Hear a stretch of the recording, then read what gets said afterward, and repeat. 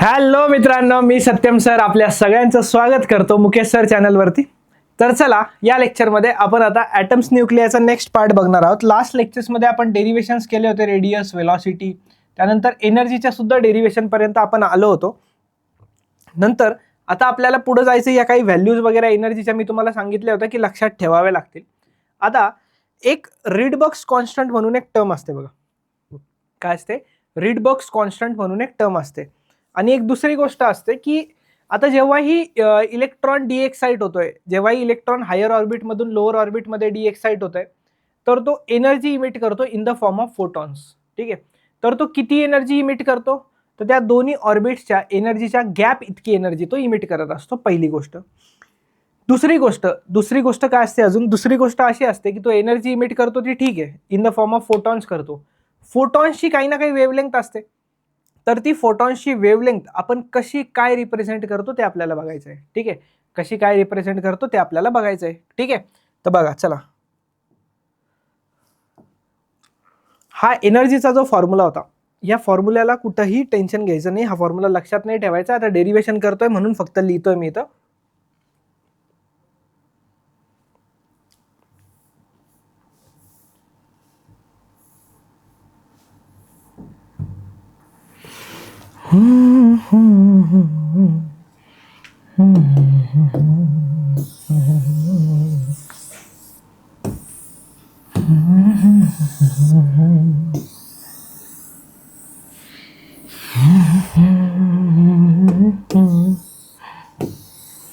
हा एनर्जीचा फॉर्म्युला होता nth ऑर्बिटसाठी. आता काय असतं, जेव्हाही इलेक्ट्रॉन डिएक्साइट होतो ना, तर तो एनर्जी इमिट करतो in the form of photons. आता लक्ष द्या, या ऑर्बिट्स असतात आपल्या.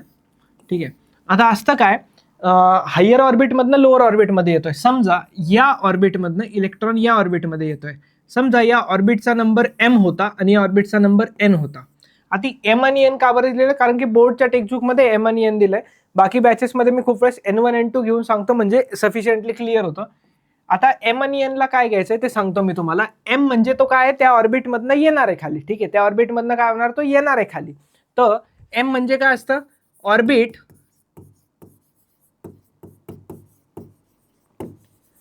From which electron is de excited.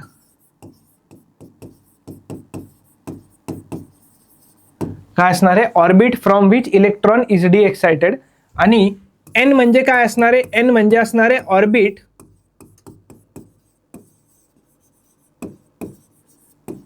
To which electron is de excited. Sir काय फरक आहे? सेम तर लिहिलंय तुम्ही, सेम नाही लिहिलंय बाळांनो. m म्हणजे काय? ऑर्बिट फ्रॉम विच आहे, फ्रॉम म्हणजे जिथनं येणार आहे इलेक्ट्रॉन, आणि n म्हणजे टू म्हणजे जिथं येऊन पडणार आहे. ठीक आहे, जिथं येऊन पडणार आहे. आता m ऑर्बिटची जी काय एनर्जी असेल तर ती कशी लिहिणार आपण? em is equals to nth ऑर्बिटची अशी लिहिली. m ऑर्बिटची काय लिहिणार? 2π² इंटू k² z². आता हे जे होतं ना, हे मास ऑफ इलेक्ट्रॉन होतं, तर त्याला मी m लिहायला स्टार्ट करतो, नाही तर तुम्ही m कॅन्सल करून टाकसाल, काय भरोसा नाही तुमचा. ठीक आहे. इंटू e⁴ डिवायडेड बाय, आता इथं येणार m² इंटू h². ठीक आहे, क्लिअर इथपर्यंत? आता सिम्पलचं लक्ष द्या, ही या ऑर्बिटची एनर्जी झाली ना, आणि या ऑर्बिटची एनर्जी सुद्धा लिहू आपण. या ऑर्बिटची सुद्धा एनर्जी आपण लिहूया, डोंट वरी. इथनं जो तो एनर्जी इमिट करणार आहे डेल्टा ई, तर ती किती एनर्जी इमिट करणार? तो m ऑर्बिटची एनर्जी मायनस n ऑर्बिटची एनर्जी. कारण की जसं जसं आपण हायर ऑर्बिटमध्ये जातो तसं तसं एनर्जी वाढत जाते. Next, En is equals to -2π² k² z² me into e⁴ divided by m आहे ना, इकडे n लिहून टाकायचं, n² इंटू h². n म्हणजे आता इथं nth ऑर्बिटची एनर्जी आणि m म्हणजे mth ऑर्बिटची एनर्जी. आता किती एनर्जी इमिट करणार आहे बाळांना? तो delta E is equals to em minus en.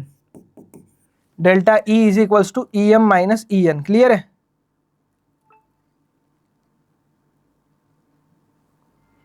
आता बघा, em किती लिहायचं? em हे जे दिलंय ना, हेच लिहून टाकायचं ॲज इट इज.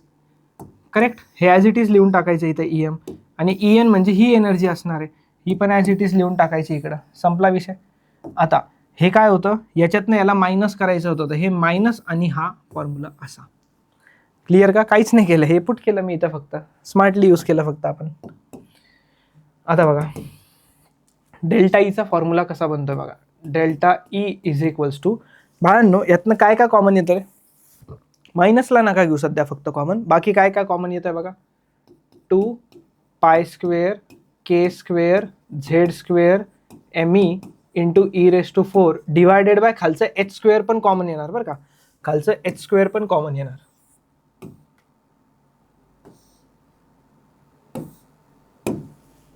ठीक आहे, मायनस मायनस इथं काय होऊन जाणार, हे मायनस तसंच ठेवलं ना, मायनस कॉमनच नाही घेतला आपण, चला सोडा.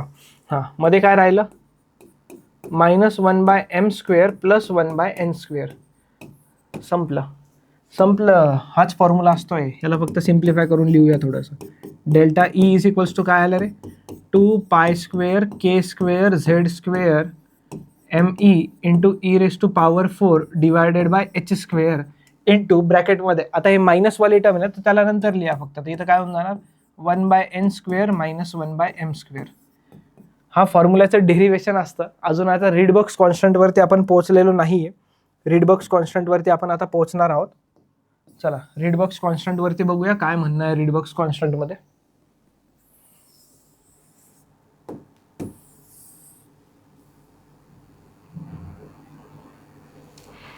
चलो आता डेल्टा ईच्या जागी काय पुट करू शकतो आपण, डेल्टा ईच्या जागी आपण पुट करू शकतो hc/λ, बरोबर आहे, hc/λ. आणि अजून एक गोष्ट केच्या जागी आपण आतापर्यंत तर मागच्या लेक्चर्स पासून पुट नाही केलेलं आहे, केच्या जागीवरती आपण पुट करू शकतो 1/4πε0. काय पुट करू शकतो, 1/4πε0. तर चला पुट करून टाकू. तर इथं असणार बाळांनो hc/λ is equals to 2 pi square Z square M E into E raise to power 4 divided by H square. आणि हे 4πε0चा स्क्वेअर आहे ना, तर बाळांनो 4चा square 16 into pi square into ε0चा स्क्वेअर झालं. आता इथं काय काय कॅन्सल होतंय ते नंतर बघू, आतमध्ये काय राहिलंय अजून 1/n square minus 1/m square. संपलं. आता लास्ट स्टेप उरते इथं बघा, लास्ट स्टेप उरते, मी एका स्टेपमध्ये जिकडं तिकडं करायचं ट्राय करतो याला. आता पाय स्क्वेअर कॅन्सल, 2 1 जा 2 2 8 जा 16, आणि इकडे आपल्याला फक्त 1/λ पाहिजे. काय पाहिजे, फक्त 1/λ. किती लॅमडा येतो ते बघायचं आहे. तर 1/λ इज इक्वल्स टू, बघा आता थोडंसं लक्ष द्या इकडं, आता 1/λ इज इक्वल्स टू HC इकडे येऊन जाणार ना, तर बाळांनो होणार काय बघा, वरती काय राहिलं रे, वरती राहिलं Z square M E mass of electron into E raise to power 4 divided by H square into H cube 8h³ into ε0 square into C. बस काही राहिलं नाही तर एकदा चेक करून घ्याल. माझ्या हिशोबाने तर काहीच राहिलेलं नाही. ठीक आहे, माझ्या हिशोबाने काहीच राहिलेलं नाही. आता हा जो फॉर्म्युला बनला ना तुमचा, या फॉर्म्युल्यामध्ये ज्या कॉन्स्टंट टर्म्स आहेत ना, कोणत्या कोणत्या कॉन्स्टंट टर्म्स आहेत बघा, मास ऑफ इलेक्ट्रॉन ईचा 8 एच ε0 सी, हे सगळं कॉन्स्टंट आहे. अरे हो गड्या, हे सगळं कॉन्स्टंट आहे. या सगळ्या कॉन्स्टंटच्या जागी एक टर्म ठेवला जातो ज्याला नाव दिलं जातं रीडबर्ग्स कॉन्स्टंट. काय नाव दिलं जातं रे बाबड्या त्याला, रीडबर्ग्स कॉन्स्टंट नाव दिलं जातं, Rydberg's constant. RH is equals to कशाच्या ठिकाणी लिहायचं, ME into E raise to power 4 upon 8h³ ε0 square into C. या सगळ्या व्हॅल्यूज जर पुट केला तर तुम्हाला याचा आन्सर मिळतं 1.097 इंटू 10⁻⁷ पर मीटर. युनिट काय असतं त्याचं, युनिट असतं त्याचं पर मीटर. कधी कधी क्वेश्चन येतो रीडबर्ग्स कॉन्स्टंटचं डेरिव्हेशन करा. आता एक सिंपल अशी गोष्ट सांगतो तुम्हाला, ह्या सगळ्या ज्या कॉन्स्टंट होत्या त्याच्या जागी पुट करून टाकायचं काय, Rydberg's constant RH into Z square into 1/n square minus 1/m square.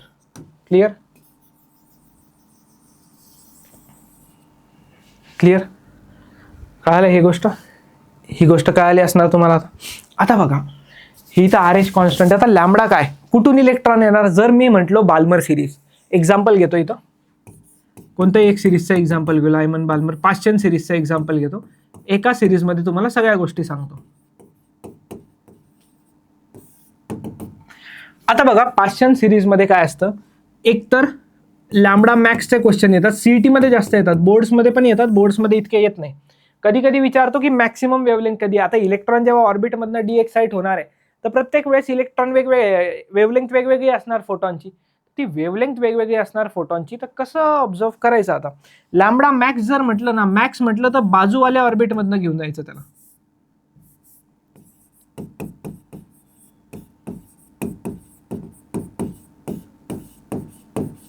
Max म्हटलं तर बाजूवाली ऑर्बिट. आता पाश्चन सिरीज म्हटलं ना बाळांनो, पाश्चन सिरीज म्हणजे यांची व्हॅल्यू फिक्स आहे ना 3. लायमन 1, बाल्मर 2, म्हणजे इलेक्ट्रॉन कुठे येणार आहे ही गोष्ट फिक्स आहे, इलेक्ट्रॉन कुठे येणार आहे ही गोष्ट फिक्स आहे. तर बाजूवाली ऑर्बिट. आणि मिनिमम म्हणजे काय, लांबवाली ऑर्बिट.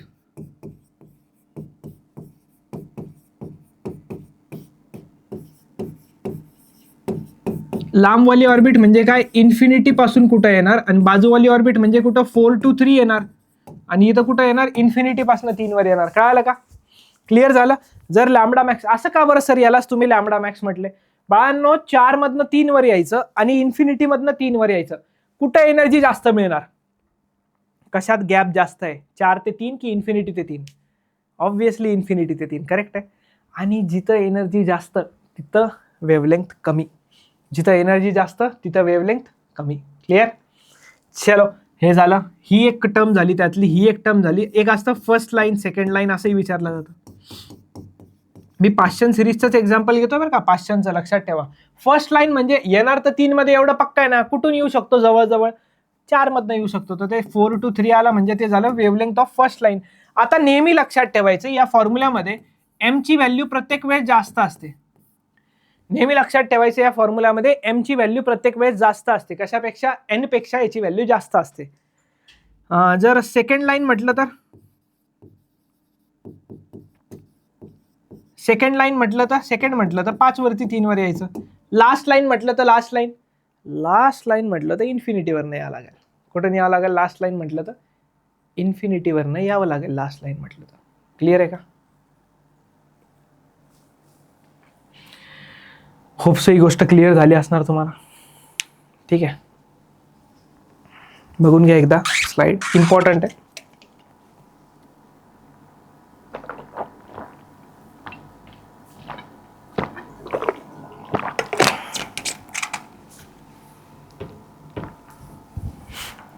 ठीक आहे, ॲटम्सवाल्या पार्टमध्ये फॉर्म्युले वगैरे खूप कमी आहेत, पण लक्षात ठेवायचं की बनले कसे आहेत फॉर्म्युले. रट्टा मारण्याची गरज नाही आहे. काही आहेत, जसं रेडियसचा आहे, व्हेलॉसिटीचा आहे, एनर्जीचा आहे. हा 1/λ वाला सगळ्यात जास्त इम्पॉर्टंट फॉर्म्युला असतो बोर्ड्स आणि सीईटीच्या पर्स्पेक्टिव्हने. सीईटीवरती जर तुम्ही म्हणताय ॲटम्स न्यूक्लियर चॅप्टरमध्ये ॲटम्सवाले क्वेश्चन किती आहे, तर ॲटम्सवाल्या सेक्शनमधनं 60 to 70% क्वेश्चन्स याच फॉर्म्युल्यावरती आहे. कळालं. आता अजून एक गोष्ट सांगतो तुम्हाला, एक्स्ट्रा आहे ही गोष्ट. सिरीज कोणती आहे, सिरीज कोणती आहे आणि ती कोणत्या रिजन मध्ये लाय करते. सिरीज कोणती आहे आणि ती कोणत्या रिजन मध्ये लाय करते. ठीक आहे, सिरीजचे नावं लिहून देतो ना मी, पटापट लिहून देतो. लायमन, बाल्मर, पाश्चन,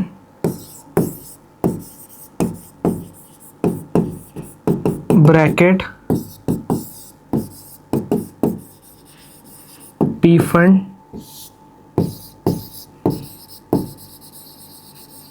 नंतर असते हमफेरी. ठीक आहे, आता रिजन म्हणजे काय मला सांगा. प्रत्येक जी सिरीज आहे ना तिथं एन फिक्स आहे, म्हणजे इलेक्ट्रॉन कुठं येणार फिक्स आहे. आता इलेक्ट्रॉन कुठून येणार आहे, लायमन मध्ये 2 मधनं येऊ शकतो, 3 मधनं, असं इन्फिनिटी मधनं पर्यंत येऊ शकतो. तर लायमन सिरीज कुठं लाय करते, तर लायमन सिरीज लाय करते अल्ट्राव्हायोलेट रिजन मध्ये. कुठं लाय करते, अल्ट्राव्हायोलेट रिजन मध्ये लाय करते. नंतर बाल्मर सिरीज म्हणून एक येतं. बाल्मर लक्षात ठेवायचं, हे सायंटिस्टचे नाव आहेत. बाल्मर नावाचे जे सायंटिस्ट आहेत असं लक्षात ठेवायचं, त्यांना दिसतंय म्हणजे काय, विजिबल. आणि बाकी सगळे इन्फ्रारेड, सगळे इन्फ्रारेड.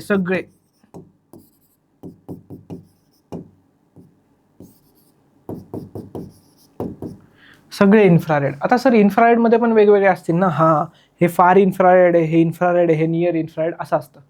ठीक आहे, इन्फ्रारेड जरी लक्षात ठेवलं तरी काम बनून जातं तुमचं. हे लक्षात ठेवा, हे डायरेक्ट विचारतात MCQs मध्ये, बोर्डमध्ये पण विचारू शकतात, CET मध्ये पण विचारतात. नेक्स्ट असते बाळांनो, आता बोर्स मॉडेल संपला आता, म्हणजे ऑलमोस्ट ॲटम्स चॅप्टरच्या ॲटम्सवाल्या सेक्शनच्या एंडिंगला आलो आहे आपण. न्यूक्लियर स्टार्ट करणार आहोत आपण. Limitations of bourse model. Limitations of bourse models म्हणजे याच्यात काय लिमिटेशन्स आहेत यांचे.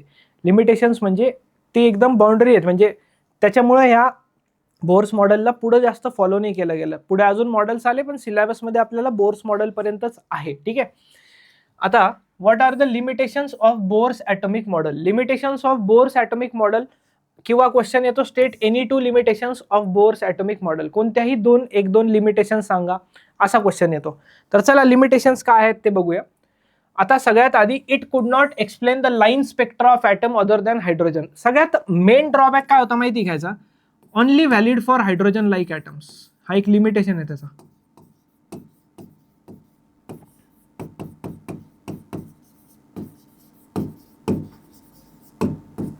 Only valid for hydrogen like atoms. Hydrogen like ॲटम्ससाठीच व्हॅलिड. हायड्रोजन लाईक म्हणजे काय, जे हायड्रोजनला आवडतात. अरे तसं नसतं रे. हायड्रोजन लाईक ॲटम्स म्हणजे single electron species. Hydrogen like atom म्हणजे काय, single electron species. Single electron species म्हणजे ज्याच्यात एकच इलेक्ट्रॉन आहे. सर असं तर हायड्रोजनच आहे ना. तसं नाही, आपण काढू शकतो ना, बनवू शकतो ना. जसं की हायड्रोजन आहे, हेलियमला लिहू शकतो का, नाही, पण He+ लिहू शकतो ना. प्लस म्हणजे काय सर, एक प्लस आला म्हणजे काय, एक इलेक्ट्रॉन काढलाय. हेलियममध्ये 2 असतं, एक काढून घेतलाय इलेक्ट्रॉन. ठीक आहे, इलेक्ट्रॉन एकच राहिला, हायड्रोजन हेलियम. लिथियममध्ये 3 असतात, 2 काढून घेतले. हायड्रोजन हेलियम लिथियम बेरिलियम 3 काढले याच्यातले, बोरॉन 4 काढले याच्यातले. हे सगळे हायड्रोजन लाईक ॲटम झालेत. या सगळ्यांमध्ये सिंगल इलेक्ट्रॉन आहे. Next, even for hydrogen, more accurate study of the observed spectra showed multiple components in some lines which could not be explained on basis of this model. म्हणजे hydrogen item मध्ये line spectrum सांगितला यांनी हायड्रोजनमध्ये, पण हायड्रोजनमध्ये पण वेगवेगळे observations observe झाले, त्याबद्दल यांच्याकडे काही एक्सप्लेनेशन नव्हतं. Next, the intensity of the emission line seemed to differ from line to line and Bohr's model had no explanation. Simple आहे की जेव्हा इलेक्ट्रॉन डिएक्साइट होतोय तर एनर्जी वेगवेगळी, तर फोटॉन्सची एनर्जी वेगळी आहे, फोटॉन्सची एनर्जी वेगळी, म्हणजे कलर वेगळा असणार. इंटेन्सिटी काय, इंटेन्सिटी वेगवेगळी आली, पण त्याबद्दल एक्सप्लेनेशन नव्हतं.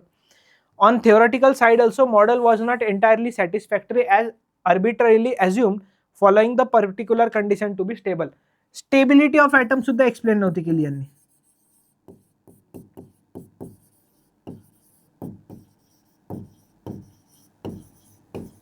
Stability of atom was not explained.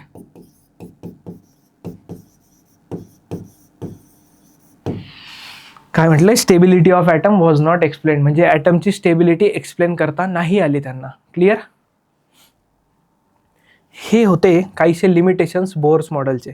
यानंतर लास्ट टॉपिक येतो ॲटम्सवाल्या सेक्शनमध्ये, डी ब्रॉग्ली एक्सप्लेनेशन. काय येतो, de Broglie explanation. De Broglie explanation म्हणजे काय, what is the expression for minimum angular momentum of electron. Minimum angular momentum. आता समजा एक इलेक्ट्रॉन आहे माझ्याकडे, हा इलेक्ट्रॉन काय करतोय, सर्क्युलर ऑर्बिटमध्ये फिरतोय असा, बरोबर आहे. मला सांगा डी ब्रॉग्लींनी काय सांगितलं होतं, डुअल नेचरच्या चॅप्टरमध्ये डी ब्रॉग्लींनी काय सांगितलंय. त्यांनी सांगितलंय की कोणताही जर पार्टिकल आहे त्याच्याकडे मोमेंटम आहे. मोमेंटम म्हणजे काय, मास आणि वेलोसिटी आहे. तर तो पार्टिकल मूव्ह होताना त्याच्या सोबत वेव्स सुद्धा इमिट होतात. हां, जसं की आपण चालतोय, आपल्या बॉडीमधनं सुद्धा वेव्स इमिट होत आहेत, पण ते इन्फ्रारेड असल्यामुळे आपल्याला डोळ्यांनी दिसत नाहीत. तर ही एक वेव्ह केली त्यांनी इमिट. ही एक वेव्ह झाली. असा तो जेव्हा ट्रॅव्हल करतोय तर अशा भरपूर वेव्स येणार आहेत. हा काय अमिबा नाही बरं का, अमिबा नाही बनवलाय मी. आता मला सांगा, ऑर्बिट नंबर असतो nth. मला सांगा ऑर्बिटचं काय असतं, 2πr असतं ना. सर्कम्फरन्स किती असते, 2πr. 2πr मध्ये किती वेव्हलेंग्थ असतील, 2πr मध्ये किती वेव्हलेंग्थ असतील. तर मला सांगा, पहिली ऑर्बिट असली तर लॅम्बडा असते, दुसरी ऑर्बिट असली तर 2 लॅम्बडा असतं, तिसरी 3 लॅम्बडा, चौथा 4 लॅम्बडा, पाचवा 5 लॅम्बडा. तर असं आलं तर n लॅम्बडा. काय आलंय, n लॅम्बडा आलंय. बोर्सचा सेकंड पॉस्ट्युलेट प्रूफ होतो याच्याने, तर two pi r is equals to n into lambda म्हणजे काय बाळांनो, लॅमडा म्हणजे एच अपॉन पी आहे. लॅमडा म्हणजे काय, एच अपॉन पी आहे. एच अपॉन पी मोमेंटम, हे डुअल नेचरमध्ये बघतो आपण. ठीक आहे, two pi r is equals to n into h upon p म्हणजे काय रे, पी म्हणजे एम व्ही असतं. तर बाळांनो याला इकडे घेऊन टाका. तर काय आलं, एम व्ही इकडे घेतलं, आर तसंच ठेवा, टू पायला इकडे पाठवून द्या. तर हे काय झालं, n into h upon two pi. काय झालं हे, n into h upon two pi. ते झालं अँग्युलर मोमेंटम. यालाच आपण काय म्हणतो, angular momentum of electron orbiting around nucleus in a circular orbit. त्याचं असतं integral multiple of h upon two pi. हा बोर सेकंड पॉस्ट्युलेट आपण बघितला होता आणि तेव्हा मी तुम्हाला म्हटलं होतं की याचं एक्सप्लेनेशन सुद्धा आपण बघूया, डोंट वरी. तर होप सो तुम्हाला हे एक्सप्लेनेशन वगैरे आवडलं असणार आहे, व्हिडिओ पण आवडला असणार आहे. व्हिडिओ कसा वाटला, लाईक करा, व्हिडिओला शेअर करा आपल्या मित्रांपर्यंत आणि कमेंट करा कसं वाटलंय तुम्हाला लेक्चर. चला, तर मी सत्यम भंडारी इथंच थांबतो. भेटूया आपण पुढच्या लेक्चरमध्ये. Till then tata, bye bye.